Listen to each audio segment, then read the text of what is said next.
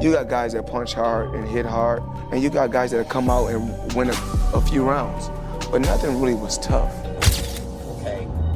A lot of people are saying that Usyk heavyweight run isn't a lot of fighters at heavyweight, of course, because he only fought, what's that, 1, 2, 3, 4, 5 fighters at heavyweight. So again, I think Alexander Usyk is an exceptional fighter, but you need to match him with someone that can actually match his work rate.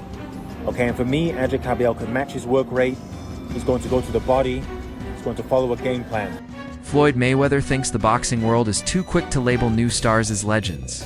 Questions whether Alexander Usyk has truly earned all the hype. As always, Floyd isn't shy about declaring himself the best to ever do it. According to him, no fighter past or present measures up, and that includes Usyk. While many fans have started placing Usyk among boxing's elite, Floyd disagrees. He believes his own undefeated record, multi-division dominance, and historic reigns speak louder. In his opinion, Usyk has yet to face the same caliber of opponents and doesn't belong in the conversation with him when it comes to skill, resume, or overall greatness. At the end of the day, I'll let you know. There's no fighter that will ever be better than me. There's no fighter that wasn't better than me before me or after me or when I'm long gone. I'm the best. Voices like Showbiz, The Adult Challenge, the growing admiration for Usyk by digging into the strength of his competition. While Usyk has gotten credit for his achievements at heavyweight, critics argue his opponents haven't been top tier, or in their prime. Key point. Greatness depends on who you beat. Aside from Tyson Fury, whom many see as Usyk's only true elite rival, the rest of his record is filled with fighters who haven't cemented legendary status.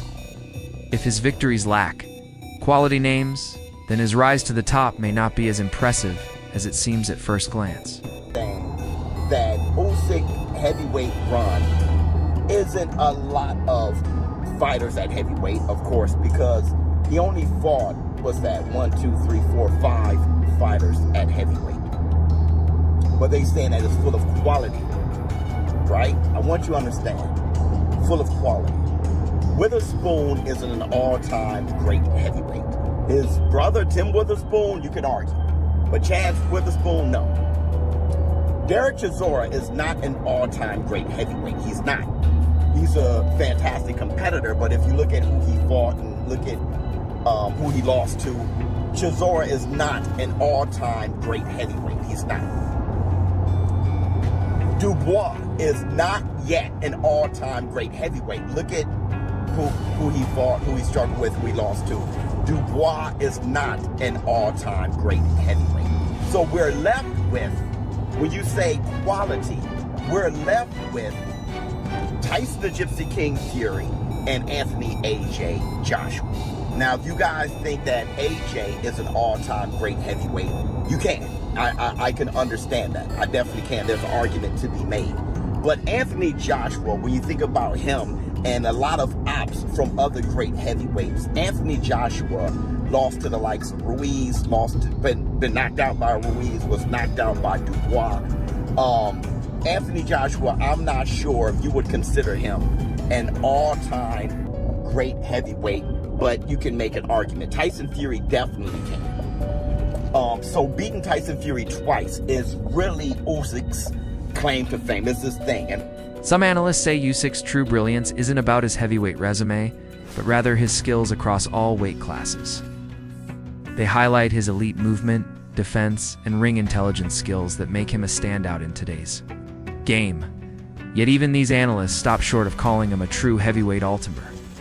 In their view, Usyk's success comes from how he fights, not necessarily from who he's fought.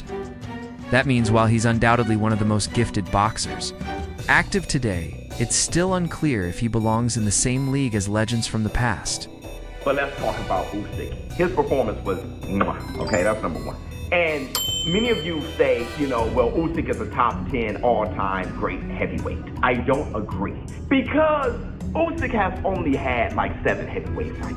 It's very stacked within those 7 fights. But really, it's hard to put him past people who's had 30-plus, 40-plus fights and just had a great all-time career at heavyweight. But what I can say is that Alexander Usyk is one of the greatest fighters, pound for pound ever. And I put him on my Mount Rushmore today. So I don't have him as an all-time great heavyweight, but I do have him as an all-time great pound for pound fighter. And where do I put him there? Pretty damn high. Another criticism is that Usyk's opponents didn't lose simply because of his excellence. They lost due to their own lack of strategy. Some had rematches, but made the same mistakes. Experts say boxers like Joe Joyce or Michael Hunter Midov done better by sticking to a game plan and using sharper tactics.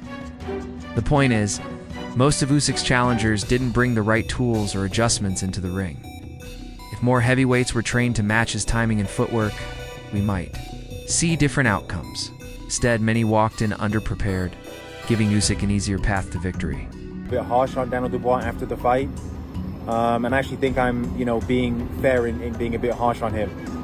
I think Daniel Dubois is an exceptional fighter, but there is something, where it's, it's a confidence thing. And I think Alexander Usyk, give him a lot of credit. His jab looked exceptional on Saturday. And really that first, jab that landed on Daniel Dubois, it snapped his head back, and it was a powerful jab. It actually reminded me of Artur Beterbiev's jab when it's, when he really snaps it. And it was obviously a very powerful shot. So I think Daniel Dubois, I think he was confused by Usyk, and I think, he just looked so discouraged to me. Again, take nothing away from Alexander Usyk. I thought it was an exceptional performance. And to be honest, he really didn't even get out of second gear. And he didn't even need to.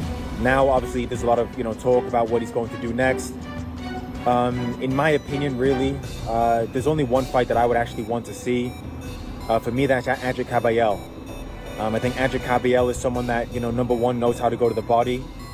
I think if Alexander Usyk does have a weakness, it is the body. I think Adrian Caballel can follow a disciplined game plan. I think he's had a good string of wins. And I think his stamina is very good as well. I think Alexander Usyk is, winning a lot of these fights based on his speed, his stamina, and his footwork. These big heavyweights like Daniel Dubois, Anthony Joshua, Tyson Fury, they cannot live with the pace that Usyk is setting. Daniel Dubois was knackered after 3 rounds in that fight. Okay, so they can't live with the pace. So again, I think Alexander Usyk is an exceptional fighter, but you need to match him with someone that can actually match his work rate. Okay, and for me, Adrian Caballel can match his work rate. He's going to go to the body. He's going to follow a game plan. Showbiz also warns against putting Usyk in the same category as true greats like Muhammad Ali or Evander Holyfield. He believes Usyk's body of work doesn't stack up yet. He says real legends are remembered not just for how they fought, but for who they beat. According to him, Usyk's top 5 wins wouldn't even make the top 5 on Ali's or Holyfield's list. That comparison shows the gap between being dominant in your generation versus standing among the all-time icons, who faced tougher tests and bigger names across eras.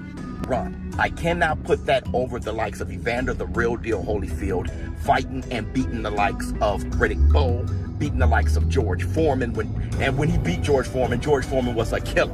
Beating George Foreman, beating the likes of Iron Mike Tyson. He was a huge underdog there. Beating the likes of Larry Holmes, beating Michael Moorer, Evander beating Michael Dokes, if you guys know who that is and how good of a fighter he was. Evander the Real Deal Holyfield has a different reign. I cannot put Usyk with his 5 heavyweight opponents over heavyweights, great heavyweights, who made careers at heavyweight. We all know what Muhammad Ali did. Muhammad Ali beat the who's who of heavyweight greats. He fought them all, and he beat them, okay? But then you have guys like Larry Holmes who have beaten the Ernie Shavers, who have beaten the Ken Nortons. You have the likes of Jack Johnson, which when you look at his box rec, you see his record and you don't know what he had to overcome to be so great. When Alexander Usyk faced Daniel Dubois, fans expected fireworks. But once the fight was over, many questioned Dubois' preparation more than they praised Usyk's win. Analysts noted Dubois lacked solid footwork, moved his head too little, and failed to apply pressure consistently. This led some to ask, did Usyk really shine, or was Dubois just flat? Though the result was clear, critics argued it revealed more about Dubois' weak performance than Usyk's elite form. This once.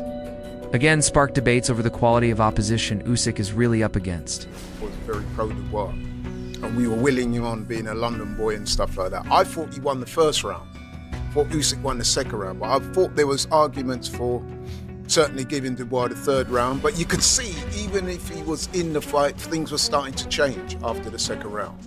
Usyk just had that extra little bit of class about him. I'm not gonna lie, I didn't have him for any rounds.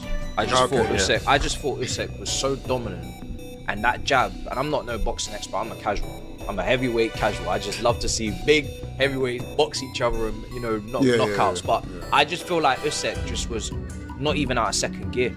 Like he didn't need to be. He just had him on that jab, and he just kept plowing away. And whenever Dubois tried to land like a big shot, like one of those big punches that you talk about,